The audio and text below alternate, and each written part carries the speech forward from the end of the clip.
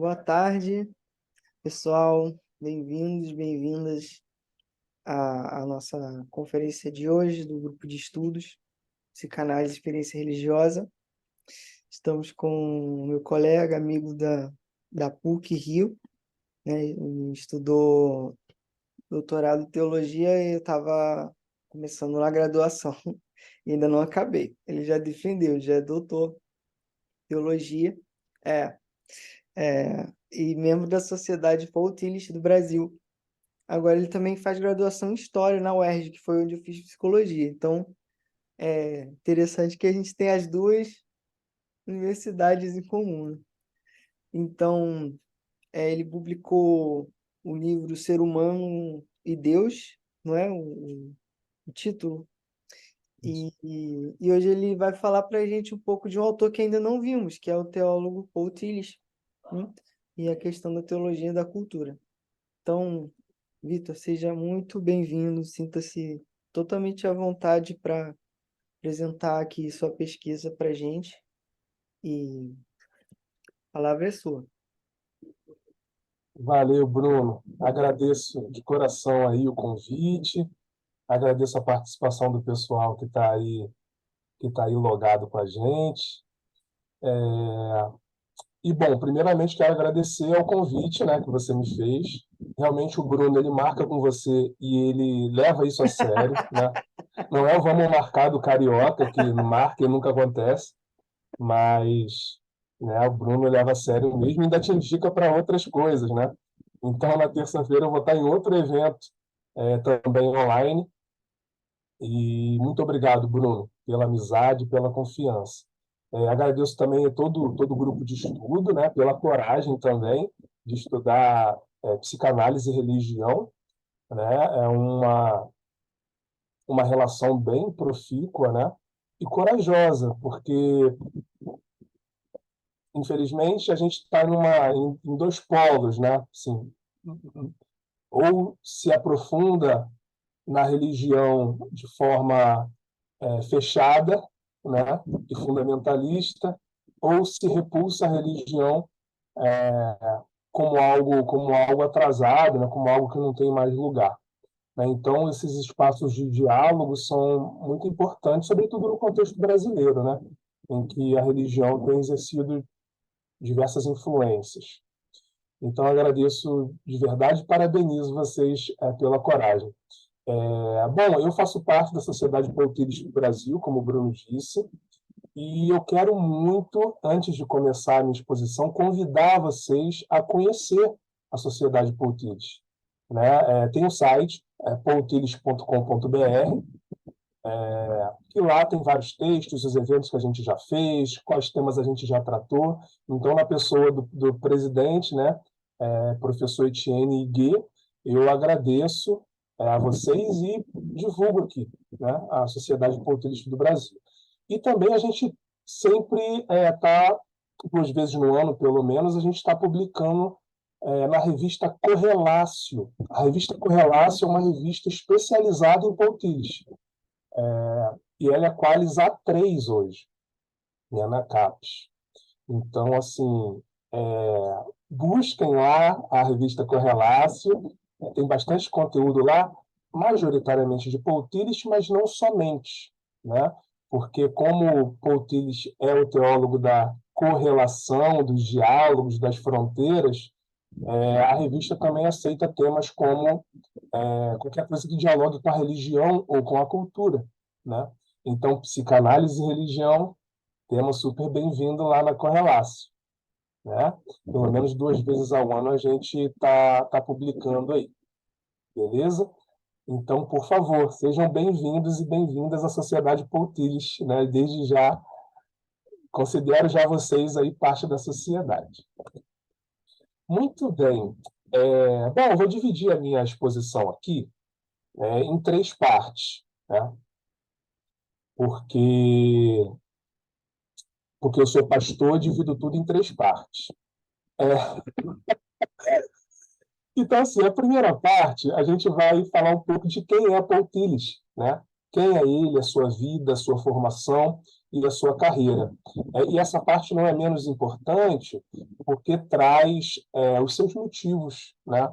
As suas intuições, o porquê das suas construções, né? E a segunda parte, depois, a gente vai falar da teologia da cultura em si, né? Ou seja, a gente vai ver os conceitos fundamentais dessa teologia da cultura, né? E, para finalizar, eu vou tentar trazer só um aperitivozinho do diálogo de Tillich com a psicologia, né? Coisa que ele fez ao longo da sua carreira.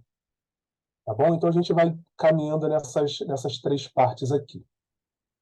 Bom, Paul Tillich nasce no final do século XIX, né, em 1886, num vilarejo chamado Starkzedel, que na época pertencia à Prússia, né, mas hoje essa região pertence à Polônia, né? E ele era filho de um pastor luterano, né, um pastor luterano que depois exerce um cargo assim, importante dentro da estrutura da igreja, e por isso mesmo eles se mudam muito, né, a família se muda muito dentro da Alemanha ali, né? E o pai dele, então, era um cara meio carrancudo, assim, meio sisudo, sério, né? Já a mãe, e como a gente está num grupo de psicologia, é bom falar do pai e da mãe, né? Porque acho que vocês podem ter uma dimensão melhor.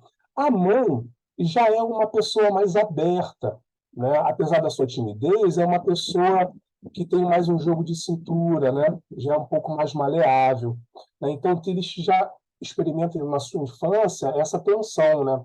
Entre a figura paterna, sisuda, mais séria, e a figura materna, né? Dos 15 aos 18 anos, Tillich vai para o ginásio, um ginásio humanístico, né? Alemão. E o ginásio, assim, é difícil dizer o que equivale o ginásio ao nosso sistema brasileiro de ensino, mas é como se fosse um ensino secundário, contudo, com um aprofundamento muito grande na filosofia, né?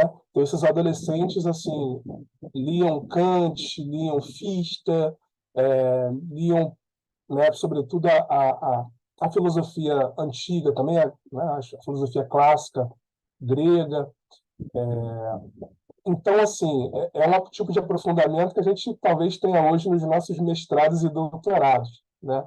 E aqui já surge uma tensão importante na vida de Tillich, que é essa tensão entre o conteúdo religioso luterano, né, que é o do contexto alemão, mas sobretudo da sua casa, por ser o seu pai pastor luterano, e o conteúdo crítico dessa tradição humanista, né?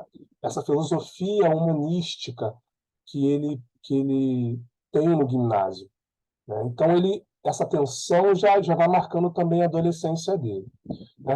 Tillich então se gradua em teologia na Universidade de Halle e em filosofia na Universidade de Tübingen. Nesse período é muito importante o filósofo Friedrich Schelling na vida dele, né? Ele se aprofunda muito sobre Schelling, tanto que mais na frente, no seu doutorado em filosofia e em teologia, ambos são sobre Schelling, né? De filosofia, ele estuda a filosofia positiva de Schelling, e em teologia, o tema é sobre mística e consciência de culpa em Schelling, olha aí. Né? Então já começamos um possível diálogo aqui. Tá? No mesmo ano que ele termina o doutorado em teologia, já em 1912, né, comecinho do século XX, Tillich é ordenado pastor luterano também e trabalha como pastor assistente numa igreja em Berlim. E ali ele é posto numa comunidade bem carente, né, bem pobre. E ali ele tem uma outra tensão na vida dele, ou seja, preocupa ele as perguntas que são feitas no mundo, né? Nas questões sociais, nas questões políticas, né? E, ao mesmo tempo, que palavra a Igreja Luterana de sua época tem a dar para esse contexto. Ela está propondo respostas para essas perguntas que estão sendo feitas, ou a Igreja Luterana de sua época está dando respostas para perguntas que não estão sendo feitas, sem conexão nenhuma com a realidade, né? Então, esse período de estágio, digamos assim, como pastor, traz essas questões para ele. 1914, a gente tem a Primeira Guerra Mundial e Tillich vai servir como capelão, né, nessa guerra. E lá, claro, ele se depara com o horror da morte, com a destruição, vários amigos mortos, né? E isso ocasiona uma virada existencial na vida de Tillich, né? Porque ali ele vai falar que a imagem dele de Deus sobre o ser humano, sobre a sociedade, né? Aquela coisa de uma esperança na burguesia alemã, né? Isso desmorona, né? E Tillich volta da guerra em 1918 já com outra cabeça, né? Ele volta um socialista religioso. Daqui a pouco eu vou explicar um pouco mais sobre isso. Um crítico da burguesia alemã, né? E volta um boêmio também. Essa parte pós-Primeira Guerra, eles começam a se envolver com círculos culturais da Alemanha, já na República de Weimar, né? Que é essa república que dura ali no pós-Primeira Guerra, entre a Primeira Guerra e a Segunda. E aí ele tem contato com um diálogo maior, né? Com a arte, com a poesia, com a dança, né? Então ele começa a circular nesses ambientes assim mais boêmios. Em 1919, ele publica um texto que é oriundo de uma palestra que ele deu na Sociedade Kantiana de Berlim, que é ali o fundamento da sua teologia da cultura. Em 1919, o nome do texto é Sobre a Ideia de uma Teologia da Cultura, né? Então, esse texto é onde a gente encontra os fundamentos dessa teologia. Claro que depois, ao longo dos anos, ele vai construindo esse edifício, né, explorando outras coisas, mas o fundamento da teologia da cultura está nesse texto. Então, nessa República de Weimar, 1919 a 1933, ele vai atuar na docência, né?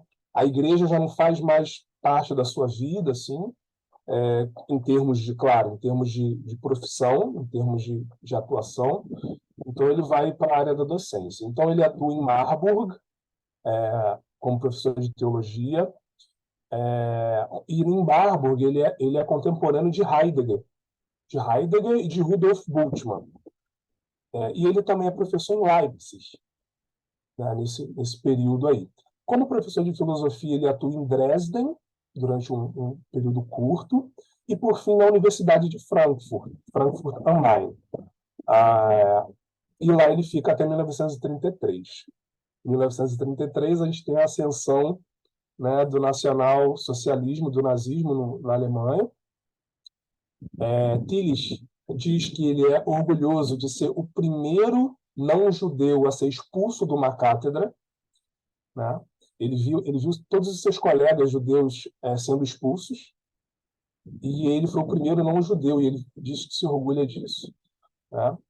Tem um livro que ele lança em 1933, que é A Decisão Socialista. Esse livro é prontamente censurado, né? E aí Tillich não vê outra saída a não ser migrar, a não ser sair, porque provavelmente seu destino seria a prisão, né? E a morte, como foi de Bonhoeffer, por exemplo, né? Então, em 1933, Tillich deixa a Alemanha e vai para os Estados Unidos, a convite do seu amigo Reinhold Niebuhr, e ele vai ensinar no seminário Union de Nova York, né? E lá ele vai ter que reconstruir toda a sua carreira, do zero, assim, praticamente, né? Falando muito mal inglês, a língua foi um problema para ele, mas não somente a língua, também a ter que transpor o seu pensamento, a estrutura, o seu repertório mental para uma outra cultura, né? Toda aquela estrutura da cultura alemã tem que ser traduzida para a cultura inglesa, né? E aí Tillich fica nos Estados Unidos até a sua morte, em 1965, né? Se torna cidadão, né, estadunidense, e fica por lá até a sua morte. Mas o período alemão é onde estão fincadas as bases do seu pensamento filosófico, teológico, né? E, e a gente percebe que, em termos de teologia, já que a gente está falando de teologia da cultura, o propósito dele é fazer uma ponte entre entre duas partes, é um abismo, na verdade, é sobre um abismo que tinha na sua época, entre duas partes, entre a ortodoxia alemã, da Igreja Luterana Alemã, né, e o mundo cultural, né, o mundo político, o mundo artístico. Né, Tillich via esses dois mundos como muito separados. Então, a sua teologia da cultura é uma tentativa de superar a separação entre igreja e mundo, entre cultura, entre religião e cultura secular, digamos assim, né? Então esse é o propósito da teologia da cultura dele. Bom, o Alex escreveu aqui que está sem áudio, deve ser lá, né? Tá todo mundo ouvindo, beleza. Ok, até aqui, podemos ir para a segunda parte. Qualquer dúvida, gente, tá? Fofoca. Eu gosto de fofocas teológicas também. A gente pode fazer. Mas a parte biográfica é mais ou menos isso, né? Vamos à teologia da cultura, então, e seus fundamentos, né? Eu vou me ater, mais ou menos, aqui aos conceitos que ele trabalha nesse texto de 1919, né, sobre a ideia de uma teologia da cultura. Mas uma teologia da cultura, eles como assim, teólogo da cultura, sabe, um título, ele só ganha nos Estados Unidos, né, quando o seu assistente Robert Kimball faz um compilado de textos e publica com esse nome, né, Teologia da Cultura. Esse compilado de textos está traduzido para português, foi editado não, foi lançado, né, pela Fonte Editorial. Né? Então, vocês acham com facilidade na internet, né? Teologia da Cultura. Então, nesse texto, de 1919, se encontra essas bases. O que Tillich, então, quer com a teologia da cultura é basicamente superar essa separação entre cultura secular e cristianismo, como eu já disse. Né? Para ele, então, a teologia não pode ser assunto de coisas separadas do mundo, né? Coisas santas, coisas, né, supraterrenas, mas a teologia deve ser uma forma de analisar a cultura, ao lado de várias outras, né? Sem pretensão nenhuma de absolutização, né? Mas uma leitura da cultura mesmo. Né? Então, como ele vai construir essa leitura teológica da cultura? É fundamental nessa construção o conceito de religião que eles têm. Né? A teologia da cultura dele se constrói sobre esse conceito de religião. A religião para Tillich não é uma manifestação cultural específica, expressa através de um conjunto de ideias, doutrinas, um grupo ou instituição. Né? Ou seja, a gente não está falando de religião cultural, como manifestação cultural, como forma cultural. Né? A religião não se enquadra, para ele, a religião que ele vai trabalhar não se enquadra em uma função cultural específica. Né? Para Pires, religião, nos termos dele, é direcionamento ao incondicionado. Né? É um termo que ele usa lá no período alemão. Né? Richtung auf das Unbedingte, direcionamento ao incondicionado. Depois, na parte estadunidense, ele vai trazer outras fórmulas também para dizer a mesma coisa. A religião é preocupação última, é outra fórmula que ele usa também. Né? Ou é a dimensão de profundidade do espírito humano, e por aí vai. Né?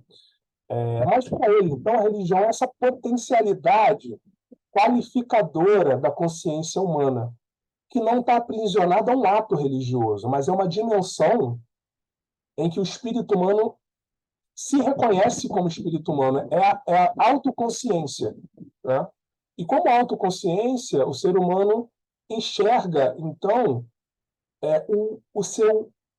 que a sua consciência é o seu abismo e é o seu fundamento, simultaneamente. Ou seja, redobrando sobre a nossa própria consciência, a gente tem a possibilidade do ser e do não ser, do tudo e do nada. Né? Então, isso para Tillich é religião. Né? Essa dimensão da consciência, né? Essa dimensão profunda do espírito. Né? Essa dimensão de profundidade, como ele vai usar mais para frente. Ou seja, a religião, objeto de estudo da teologia para Tillich, não é achada somente nas manifestações culturais explicitamente religiosas, mas em qualquer função cultural na qual essa dimensão de profundidade esteja presente, né? Na moral, na política, na ciência, na economia, na arte, tudo que é fruto do espírito humano, que é consciente de si mesmo e é criativo a partir disso, é cultura. E a religião está por trás dessa criação cultural. Para Tillich, toda construção cultural é fruto dessa dimensão religiosa. Né? Portanto, a teologia não vai se preocupar somente de salvação, perdição, cruz, nirvana, né? Enfim, herê, pombagira, etc. Assim, não vai tratar de elementos típicos de religiões específicas somente, mas o objeto de pesquisa principal da teologia é essa dimensão religiosa que está no fundamento de todas as criações culturais. Né? Então, Tillich vai dizer o seguinte: o problema desses conflitos que tem entre religião e ciência, igreja e Estado, deixa eu pensar aqui, culto e arte, né? Quando isso é muito dividido, é porque, de fato, a religião institucional, mais na frente ele vai dizer o conceito mais estrito de religião, né? Vai requerer para si a única possibilidade de manifestação da experiência religiosa, ou seja, da religião em seu sentido mais amplo. Então, a religião diz que só dentro dela acontece essa experiência religiosa. E aí ocorrem as divisões, né, as separações. Né? E ele diz que essa luta não cessará enquanto as esferas religiosas não respeitarem as esferas culturais em sua plena autonomia. Né? Cada esfera cultural é autônoma. Né? Então, a religião não pode se colocar, a religião no seu sentido estrito, as religiões, vamos por assim, não podem se colocar acima de qualquer esfera cultural. Né? Enquanto a esfera religiosa suprimir essa autonomia das outras esferas culturais, requerendo para si essa exclusividade da experiência religiosa, haverá conflito, né, na opinião de Tillich. Então, quando ele reconhece essa dimensão religiosa para além da esfera cultural das religiões, Tillich diz, então, que a função da teologia é olhar para esse conteúdo religioso. Beleza? Então, é um pouco complicado, né? Assim, mas é muito interessante, porque, assim, a nível mais do senso comum, é muito comum nos círculos religiosos, de várias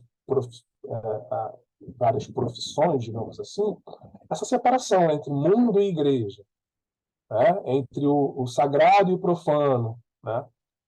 Como uma coisa estanque. E a teologia da cultura quer superar isso. Né? E aqui eu entro nos conceitos, assim, como, então, Tillich vai trabalhar essa análise teológica da cultura. Né? Ele vai trazer alguns conceitos. Três são fundamentais. que é o conceito de forma, que é em alemão Form, conteúdo objetivo, que é a tradução de Inhalt, e conteúdo substancial, que é a tradução de Gehalt. Né? A forma cultural, digamos que é como a manifestação cultural, a qual área a manifestação cultural pertence. Né? Ou seja, esse objeto cultural ele pertence a qual área? Ele é da arte? Né? Qual é a forma dele? Arte é uma organização política? É da área política? É economia? É filosofia? Então, a forma é em qual área cultural, qual função cultural aquele objeto cultural específico está se manifestando. Isso é a forma. O conteúdo objetivo tem a ver com o objeto específico que está na nossa frente, que a teologia está analisando. Então, por exemplo, a forma é a arte, mas qual é o conteúdo objetivo? É a Mona Lisa. Né? É um quadro, é uma arte, né, plástica, é a Mona Lisa, ou, sei lá, política, mas qual o conteúdo específico? É o nazismo, não sei, né? É a democracia, sei lá, ateniense. Enfim, né? Aí a gente tem um conteúdo objetivo. Né? E o que seria o conteúdo substancial? E esse é o item que mais interessa para a teologia. Onde está o conteúdo substancial de uma manifestação cultural? É aquilo que está no objeto que nos leva a essa experiência religiosa, que nos põe diante do tudo e do nada, sabe? No limiar do ser e do não ser. Né? Então, seguindo os exemplos, forma seria arte, conteúdo objetivo seria a Mona Lisa, o conteúdo substancial seria o sorriso da Mona Lisa. O mistério que há por trás daquilo que causa ao seu espectador, aquilo que causa à pessoa que está tendo a experiência diante daquele objeto cultural. Tá? Esse é o conteúdo substancial, a potência que tem uma forma cultural de nos colocar diante dessa situação, né?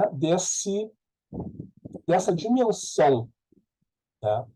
Do incondicionado. É isso que ele vai dizer que é o incondicionado. É essa quando você está nesse lugar, né? Em que você está diante do tudo e do nada. Numa linguagem bem, desculpem aqui, tá, gente, minha falta de finesse. Na linguagem da favela, né, é aquilo que deixa a gente bolado, sabe? Aquilo que deixa a gente de bobeira, aquilo que deixa a gente na brisa, brisado, entendeu? Nas gírias mais atuais, assim. Aquilo que deixa a gente pensando, né, sobre a vida, etc. Mas não somente pensando, porque não é uma experiência somente intelectual, é uma experiência que nos pega integralmente. Né? O intelecto tem tudo ali, né? Consciente, inconsciente, etc. Mas para ser um pouquinho mais acadêmico, é a experiência do tauma, sabe? Aquela experiência grega do tauma, que vai produzir a filosofia, né? O espanto diante de alguma coisa. Esse é o conteúdo substancial. Né? E Tillich, então, vai dizer que a experiência com esse conteúdo substancial vai ser uma experiência religiosa. Né? Nesse momento, a manifestação cultural mostra não somente a sua autonomia, continua sendo um quadro, continua sendo participando, né, da forma artística, porém revela-se, usando um termo mais teológico, revela-se ali uma teonomia. E aqui é um outro conceito de Tillich também, que Tillich usa. Uma teonomia, ou seja, a possibilidade de experiência religiosa a partir de formas culturais autônomas. Né? Experimentar essa dimensão religiosa da função cultural. Então, a teologia da cultura resume-se em olhar para as funções culturais a partir da possibilidade que elas têm de manifestar a sua teonomia. Né? Existem igrejas que têm ritos, têm liturgias, têm regras, dogmas, mas nem por isso possibilitam uma experiência religiosa, né? E existem ocasiões que seriam consideradas totalmente seculares, né? Uma música do Chico César, sei lá, né? Um passeio, né? Uma conversa com alguém, um ato de solidariedade, um grupo de estudo, né? E dentro dessas experiências a gente pode ter experiências religiosas, visto, né? Com esse olhar da teologia da cultura, né? Então, basicamente, esses dois trinômios são importantes, né, para a teologia da cultura de Tillich. Então, autonomia, heteronomia, que é quando alguém impõe a sua forma cultural sobre as outras, é o caso das instituições religiosas que querem ter para si, somente para si, a experiência religiosa. Eles estão tendo uma postura heterônoma, né? Então, autonomia, heteronomia e teonomia, de um lado. E o outro trinômio seria forma, conteúdo objetivo e conteúdo substancial, né? Basicamente, são esses dois trinômios aí compõem esse fundamento da teologia da cultura. E, por fim, para terminar, eu queria trazer um pouquinho assim do que eu já vi, né? Não me aprofundei muito nisso até agora, mas de alguns diálogos que Tires faz dessa teologia da cultura com a psicologia, né? Que ao longo da carreira ele vai levar essa teologia da cultura para vários âmbitos, né? Como eu disse, Tires fez parte de um socialismo religioso, que era um grupo de pessoas, de intelectuais, enfim, né, de pessoas que aceitavam a forma de crítica que o socialismo trazia da sociedade, a forma de leitura que o socialismo trazia. Só que eles viam nesse socialismo marxista um materialismo muito duro, muito frio, né, que não tinha muito espaço para essas dimensões de profundidade, essas dimensões religiosas, né? Então, por isso, socialismo religioso. Ao mesmo tempo, eles também não concordavam com a postura política da Igreja Luterana Alemã de sua época, né? Sobretudo no seu apoio ao nazismo e também o fato da sua teologia não comunicar mais nada no seu tempo, né? Então, por isso que eles foi um socialista religioso. Então, ele fez várias leituras de conjuntura política da sua época.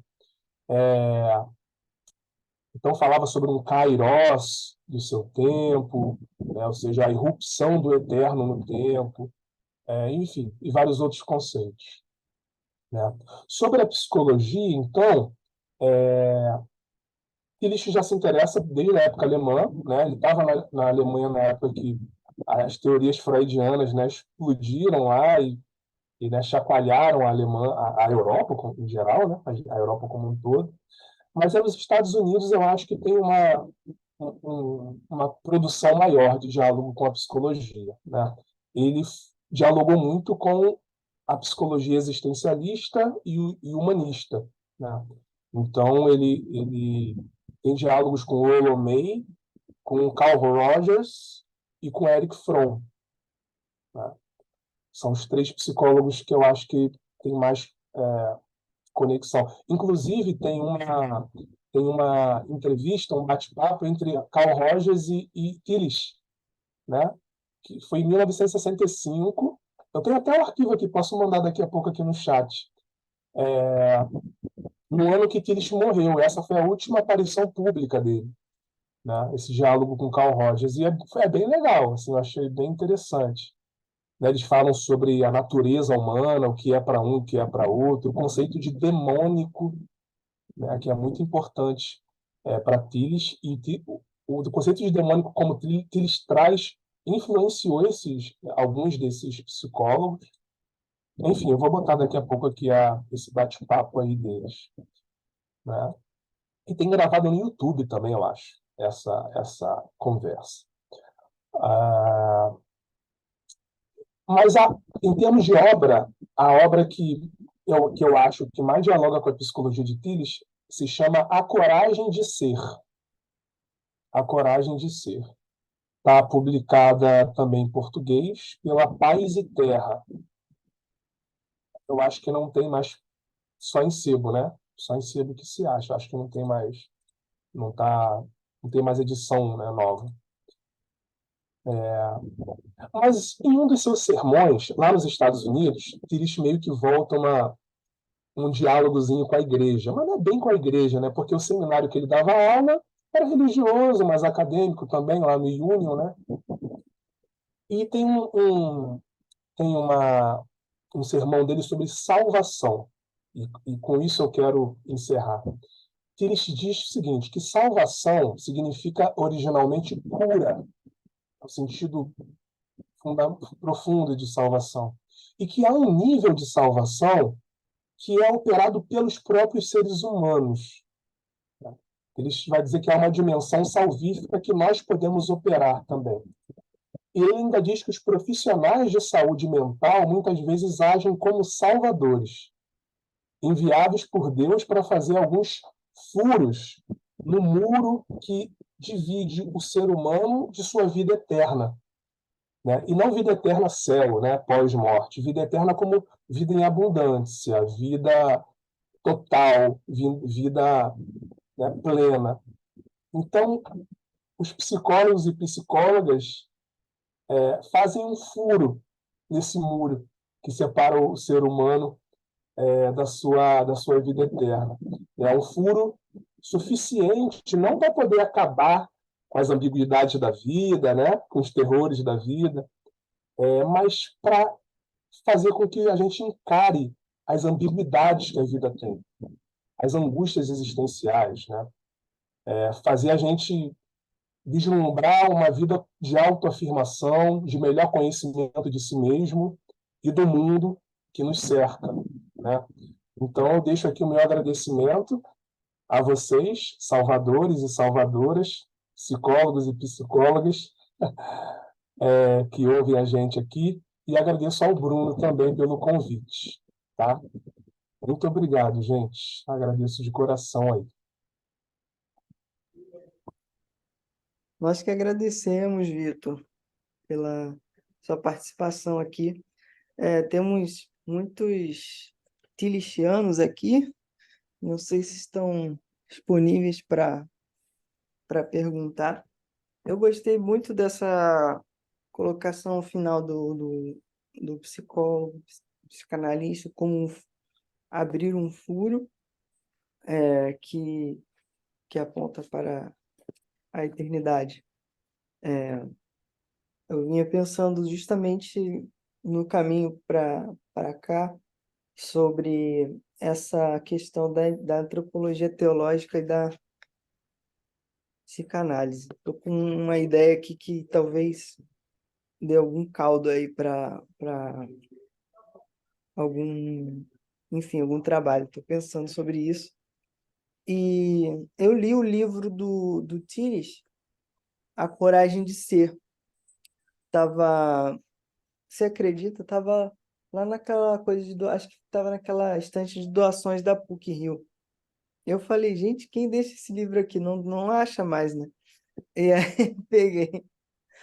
E o da Teologia da Cultura eu li somente capítulos sobre psicanálise, né? Eu tive a impressão assim, de não reconhecer a psicanálise no que é dito no capítulo. Como eu tenho essa impressão em muitos filósofos, teólogos, eu não sei, eu acho que eles fazem uma leitura que, na verdade, está dentro do sistema de pensamento deles, né? E daí eles leem a psicanálise a partir do seu conjunto, no seu sistema, né? Então, por isso que eu não entendi muito, né? Provavelmente porque eu não tenho a leitura da obra dele como um todo, né? Para poder fazer uma... E eu lembro que o Eduardo Gross propôs a gente para ler A Coragem de Ser e fazer uma resenha. Eu vou tentar achar aqui a minha resenha, ficou gigantesca. E eu sublinhava o livro inteiro O livro ficou todo marcado e, e eu fiquei assim, abismado. É um livro fininho. Eu tinha páginas e páginas de anotação. Eu falei, meu Deus, eu não sou especialista em Poutilhos. O que que eu vou fazer com essas páginas? Ninguém vai querer uma resenha desse livro tão antigo. Então eu botei lá num arquivo e, e aí foi, quando você estava falando, foi trazendo para mim, né? Essa minha pouca interação, porém foi intensa, né? De leitura do Tires. Eu conheço muito de ouvir do Edson Fernando também. Uhum. E, bom, eu faço essa reação mais espontânea. Eu só queria frisar que eu acho extremamente significativo, apesar das críticas que ele recebeu, a ideia de preocupação última, né? Eu acho que realmente ali ele consegue fazer uma avaliação, a coragem do ser, né? Uma avaliação muito profunda disso que ele chama de preocupação última, que é até difícil de traduzir, né? Ultimate concern. O concern é tipo, não é exatamente preocupação, mas é aquilo com que você se ocupa, né? Aquilo que te move, né? Aquilo que te gera um movimento, né? Enfim. E é isso. Eu vou ler também as perguntas aqui do chat. Vamos ver. É, peraí. O que Paul Tillich teria a dizer a pessoas que acham ainda hoje que todas as respostas aos problemas emocionais estão somente na Bíblia? Muito bom. Muito boa pergunta, Eunice. E a Silvia, eu vou pedir se ela puder falar. Ela escreveu aqui sobre o conceito de sublime, mas eu não consegui entender. Eu não sei se, enfim, se ela puder falar, talvez seja bom.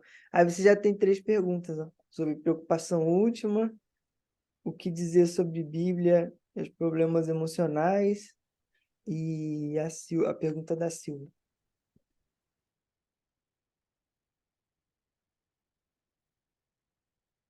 Silvia, Obrigado, Brunão. isso, você Obrigado tá aí, pela Silvia? reação. Bom, tudo bem. Então, a pergunta é sobre os conceitos de sublime e o conteúdo substancial. Bom, aí tá com a palavra. Valeu, amigo. Então, eu não conheço esse autor que ela pôs aqui, né? O conceito de sublime para Longino, eu não conheço. Mas aí fica difícil, assim, né, de responder. Eu acho que ela quis escrever Tillis, mas saiu errado, não sei. Bom, Ah, é? é, conceito de sublime. Bom, fica à vontade, Vitor. Começando Ah, pela preocupação última, que seja a ah, primeira. beleza, então. A primeira, preocupação primeira. Exato, exato. É, Tillich, assim, ele tem ele tem um cuidado quando ele vai usar essa expressão preocupação última, porque já na década de 60 já começa nos Estados Unidos, por conta da sua cultura, enfim, da influência do sistema capitalista já ali, no pós-Segunda Guerra, já tem muito caso de ansiedade e de angústia, né? Naqueles tempos. Naqueles tempos, né? E ele vai falar que a gente tem que ter o cuidado de usar a expressão preocupação última, porque ela não quer dizer uma preocupação frente a algo concreto, né? Ou seja, houve um evento que me causou uma preocupação, né? Estou preocupado com a conta que vai vencer, estou preocupado, né, porque o meu filho está doente, enfim, né? Ele não é isso que ele quer dizer com preocupação última, mas preocupação nesse sentido é aquilo, eu acho que você definiu bem, aquilo que nos move, aquilo que nos toca incondicionalmente, né? Preocupação seria, então, aquilo que nos faz criar, aquilo que nos faz criar. é como se fosse uma criação, talvez eu esteja falando besteira aqui, mas uma criação a partir dessa angústia existencial, ou seja, essa preocupação que nos põe para frente, nos põe em movimento, né? Então, realmente, preocupação uma coisa antropológica, de fato, né? Não uma coisa circunstancial para ti.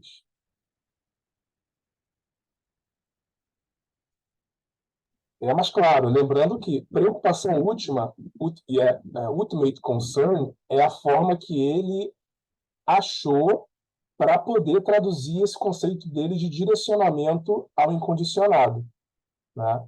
Que ele vai trabalhar na Alemanha. Então, é como se fosse uma tradução, uma transposição, melhor dizendo, né? Uma transposição teórica daquilo que já está lá nos escritos alemães dele. Então, essa dimensão de encontro consigo mesmo, na possibilidade do seu ser e não ser, né? Isso que é a preocupação última, essa experiência, né? Pierina botou aqui como falta para Lacan. Inclusive, lá no nosso grupo, teve um teólogo, Cláudio Ribeiro, que até perguntou se a gente conhecia alguma interação, algum trabalho que interagisse Tirish e Lacan, mas é bem difícil. É bem difícil. Eu achei um parágrafo ontem, assim, lendo, achei um parágrafo de uma autora estadunidense, eu acho que ela tentou pôr os dois assim em paralelo, mas é O mais Daniel difícil. Martins, ele está aqui, mas eu não sei se ele está podendo falar. Ele vai ser orientando deve vir a ser orientando do Cláudio sobre Tillich e Lacan. Beleza. Mas eu achei o parágrafo lá, mandei para o Cláudio, né? Não sei se ele vai utilizar. Mas então, preocupação última, a princípio, é isso, né? Uma situação existencial, é, antropológica nesse sentido, não é circunstancial. Agora, em relação à Bíblia, essa pergunta foi ótima, Eunice, né? Porque em tempos de depressão é falta de Deus, né? Em tempos em que depressão é falta de Deus, é importante a gente trazer essa seriedade teológica, né? O Tires foi aluno de um grande teólogo chamado Martin Keller, né? Já na época da graduação, ainda na época da graduação, se eu não me engano. E não dá para se ter na Bíblia um livro jurídico, um livro de regra, né? De fé e prática, uma consulta para saber como me comportar ou como agir no mundo, né?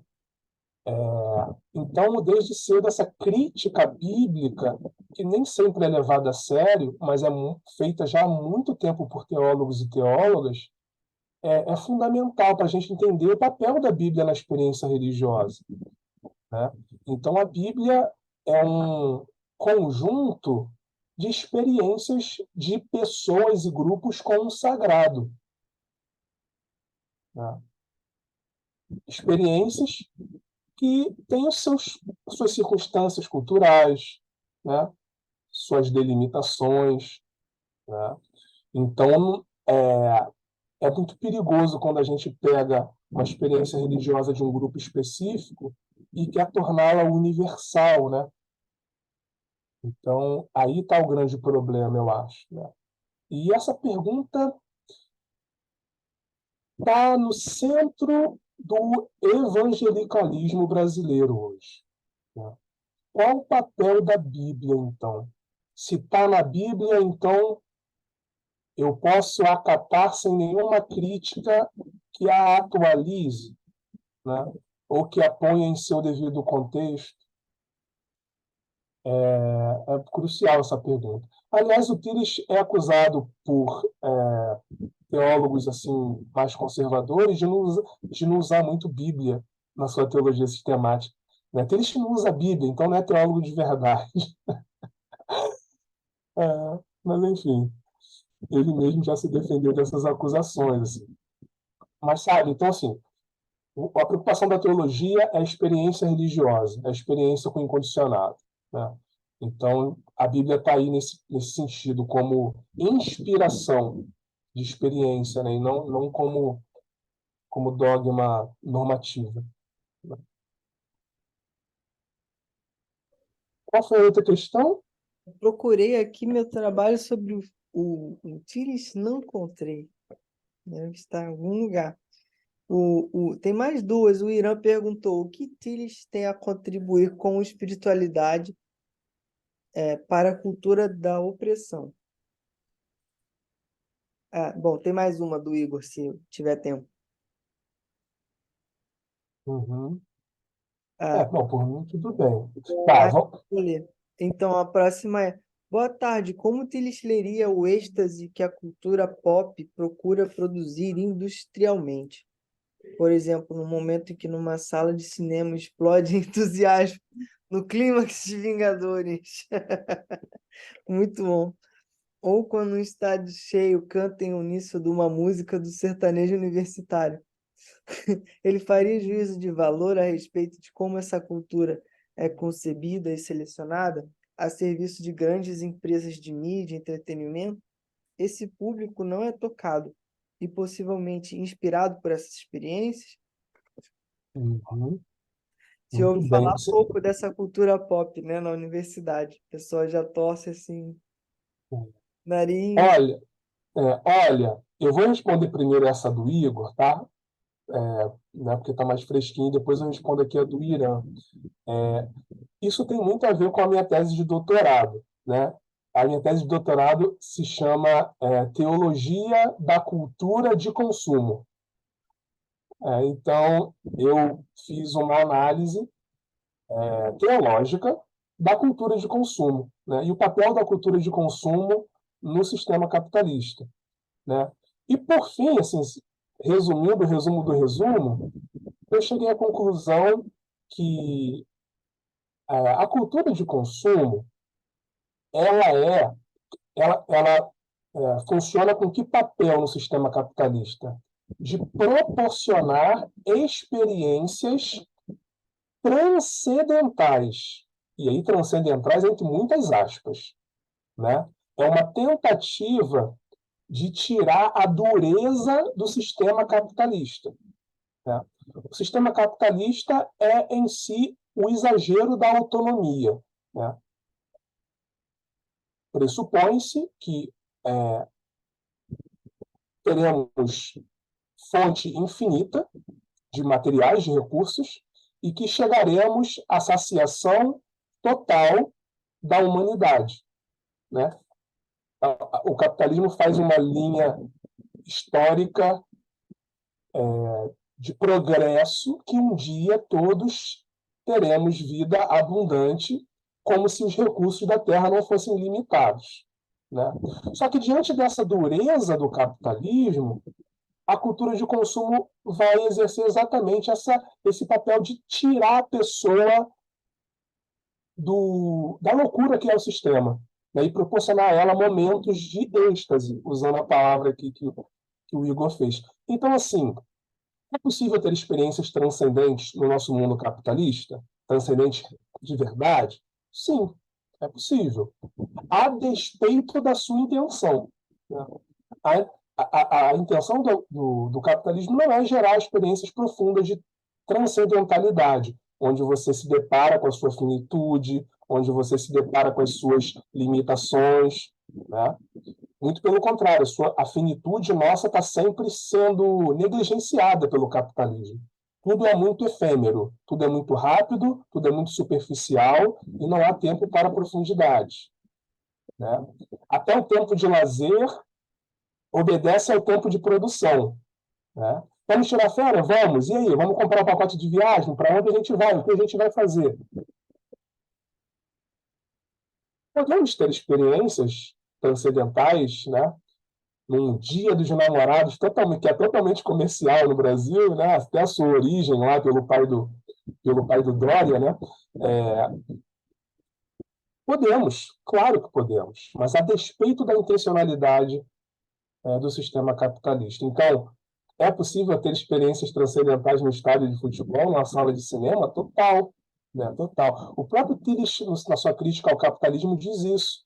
Toda cultura traz consigo a possibilidade de trazer essa experiência do incondicionado. Mesmo o capitalismo tem seu lado positivo nesse sentido, né? Contudo, a intencionalidade não é essa. Eu não sei se te respondi, Maravilhoso, amigo. não, maravilhoso, Vitor. Eu fiquei aqui encantado com a sua resposta. Realmente é uma tese, né? A parte de teens. E não tem como não pensar na própria vida pessoal, né? Quando eu ouvi o final de né, o The End Game, e uma vez eu entrei no cinema, a luz apagou e eu comecei a chorar. Aí minha analista falou, mas já o filme nem começou. Mas eu falei, eu me dei conta que um dia vai acontecer isso comigo. Eu vou morrer, assim, de repente. E é como a luz do cinema se apagando, né? E foi muito forte. Ou quando eu fui ver o curioso caso de Benjamin Button, eu fiquei profundamente tocado pela questão do tempo. Filmes sobre o tempo, viagem no tempo, sempre me afetam muito. E eu chorava, chorava, e meu pai falava, estava com meu pai e meu irmão. Aí meu pai falou, pense em matemática, pense em matemática. E aquela cena final do escorrendo, né, a água e um relógio antigo. Gente, então eu achei a sua resposta me ajudou a entender até o que se passou comigo, assim. Porque, de fato, não é pensado, né, a gente sabe que tem toda uma máquina por trás de lucro, né, enfim. Igual quando eu fui também ver o parque do Harry Potter na Universal. É um sentimento muito estranho, porque você sabe que tem toda uma indústria de entretenimento por trás, mas mesmo assim você pode ter experiências, né, digamos, com alguma coisa desse fundamento. Eu gosto daquela expressão do Heidegger, né? É Abgrund, é o fundamento abissal, né? Que eu não sei, estou propondo aqui aproximado, Uhum. incondicionado e preocupação última. Perfeito, amigo. Perfeito. E a pergunta do Irã, é isso? Eu respondo agora, Bruno? Vamos ver, já tinha esquecido. É. O que O que... Tillich tem a contribuir com a espiritualidade para a cultura de opressão? Uhum. É. Assim, é, para alguns, estudar Tillich hoje é meio démodé, porque tem gente que acha que esse conceito de religião já foi para trás, a gente já trouxe outros conceitos que superaram esse conceito de religião, um deles é a espiritualidade, né?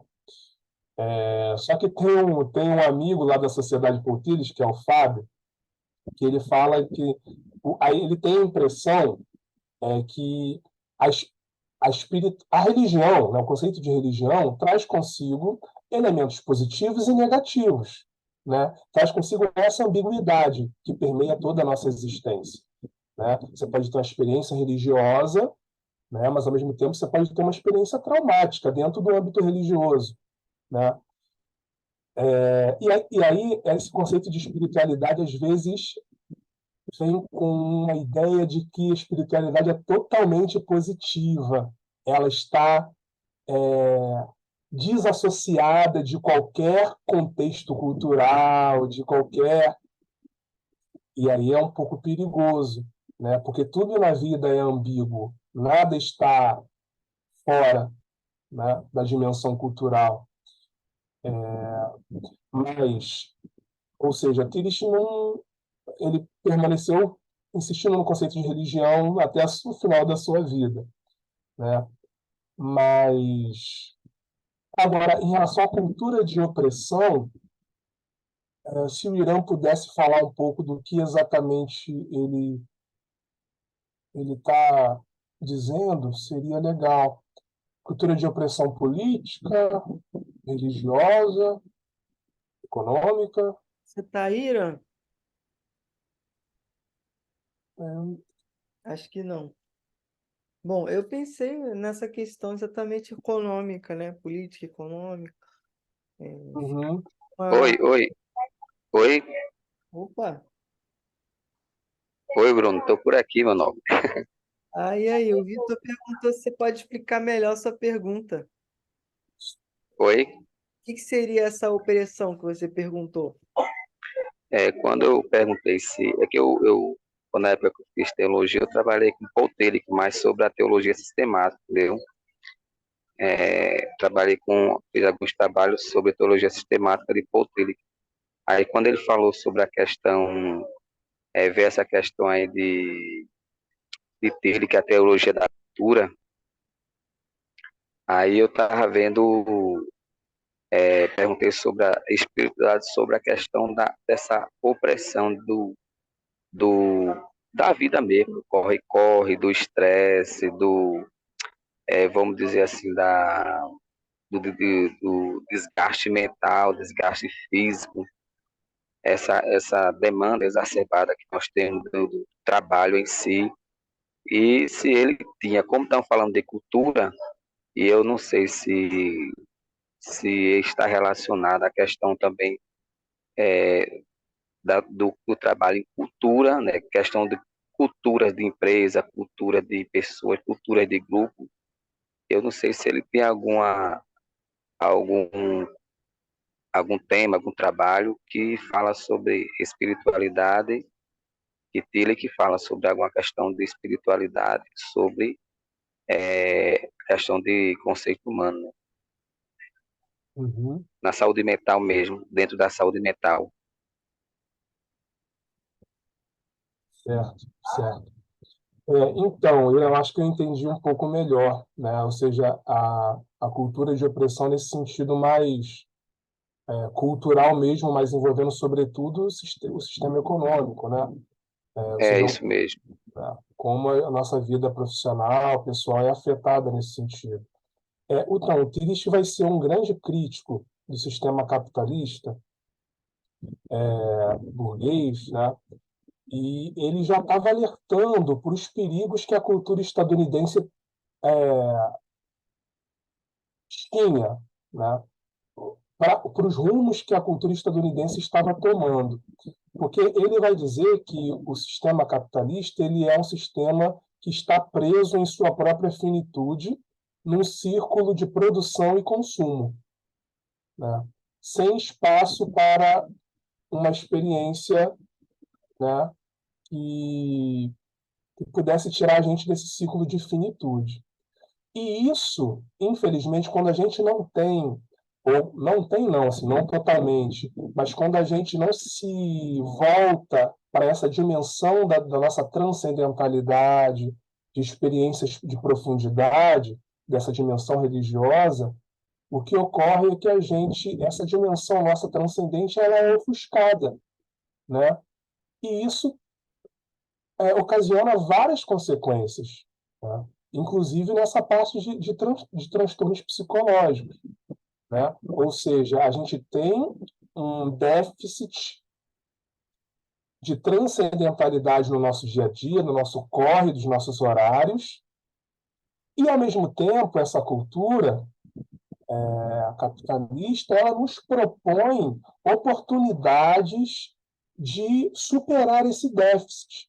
Só que essas oportunidades, através do consumo, através das experiências estáticas, sentimentalistas, por exemplo, não suprem essa carência, esse déficit de transcendentalidade.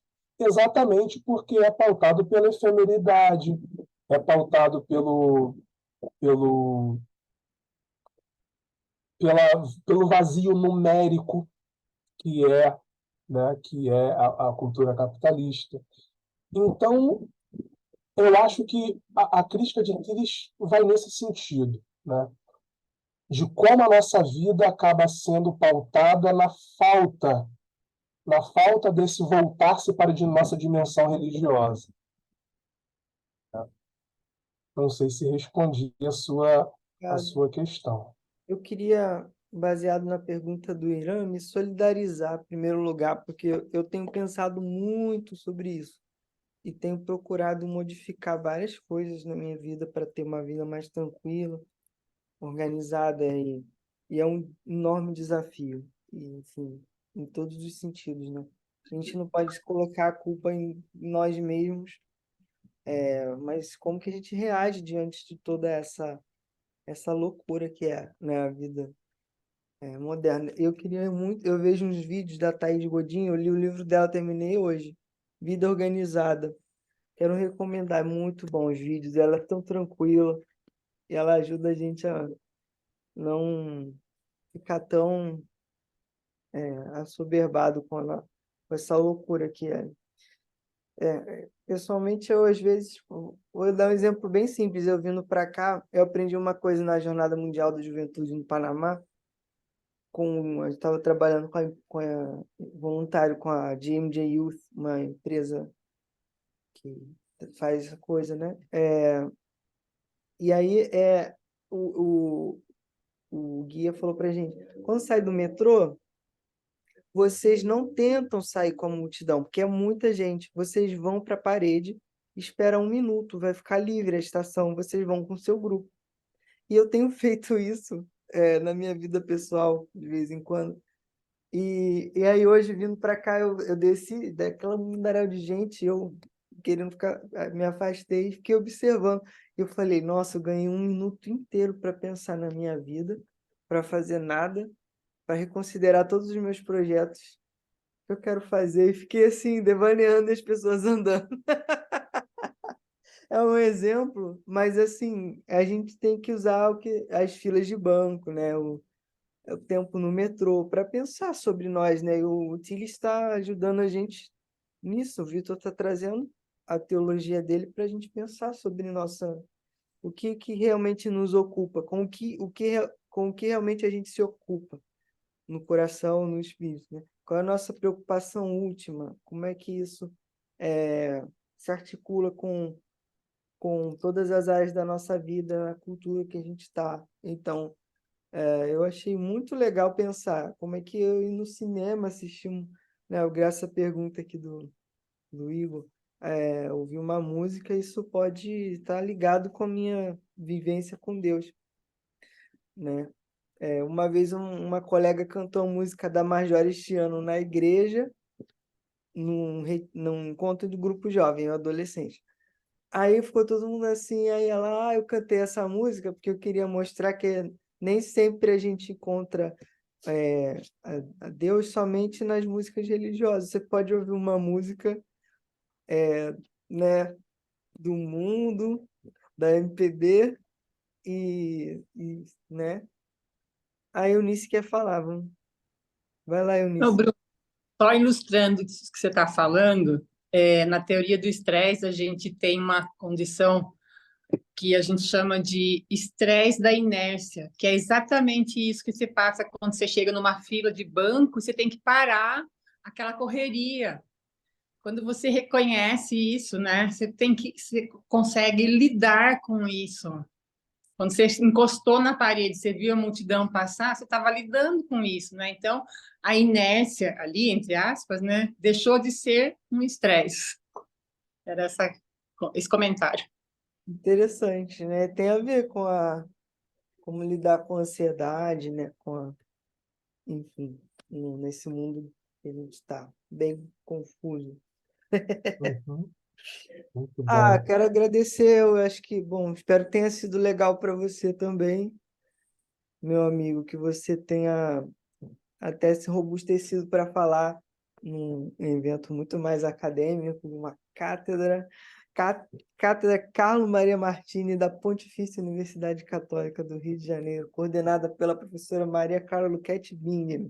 Nós fez um rascunho aqui para fazer na terça-feira a sua Imagina, ação imagina, que desenvolvida. isso. Muito grato. Eu que agradeço, Bruno, agradeço a vocês também pela participação, pela oportunidade de estar aqui, e mais uma vez termino, né, convidando todos e todas vocês para conhecer a Sociedade Poutiris, lá no site poutiris.com.br, e para enviar publicações para Correlaço. Tá? O nosso grupo precisa muito desse fortalecimento, né, dessa chegada. E é uma revista, em termos pragmáticos, né, a revista é bem qualificada, né, a três, então acho que seria um bom campo para a gente manter esse diálogo aí. Seria ótimo, né, receber textos de psicanálise, psicologia e religião lá com a gente. Convite interessante, né? Muito bom. Muito obrigado, Vitor. A gente se vê. Aqui, antes de encerrar, Sim. eu estou mandando aqui agora no chat o texto que eu falei do diálogo entre Poutiris e Carl Rogers. Tá? Então, enfim, quem ainda está aí pode baixar o arquivo. Olha, que legal. Uau, não conhecia, não. Maravilha. Obrigado aí, abraço a todos. Obrigado, Irã. Pergunta boa. O Edilson perguntou sobre certificado. A gente vai começar a emitir para quem pedir. Eu ainda não fiz nem o primeiro. A gente não tinha. Mas agora temos CNPJ, então eu vou começar a fazer para quem me pedir. Enfim, a coisa não está implementada ainda. Aí você me mandar um lembrete lá. Eu vou colocar na minha listinha que eu aprendi com a Thaís Gotinha. Valeu, gente. Tchau. Obrigado, amigo. Beijo para Tchau. todo mundo.